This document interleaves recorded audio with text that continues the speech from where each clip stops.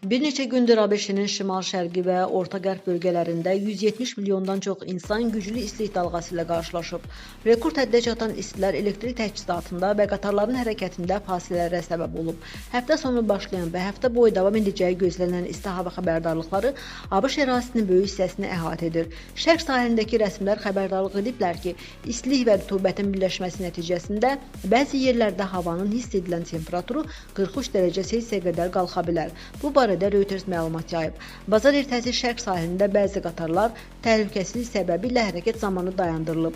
Bildirilir ki, qatarlar istiyə görə tətbiq olunan məhdudiyyətlər səbəbilə aşağı sürətlə hərəkət edəcək. Fövqəladə vəziyyət tədbirlərin gücləndirilməsinə və məktəblərin kütləvi bağlanmasına səbəb olub. New York hava limanında temperatur 38 dərəcəyə yüksəlib.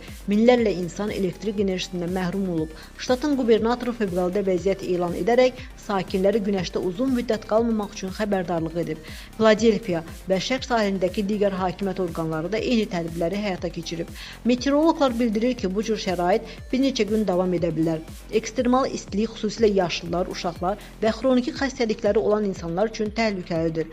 Bu vəziyyətdə çox su içmək, kölgədə dincəlmək və yüngül paltarlar geyinmək tövsiyə edilir. Səhiyyə mütəxəssisləri açıq havada işləyən insanlar üçün iş qrafikinin dəyişdirilməsini, kifayət qədər fasilə və maliyyə qəbul imkanlarının yaradılmasını, həmçinin gün vurması və ya susuzluq əlamətlərinə nəzarət edilməsini tövsiyə ediblər.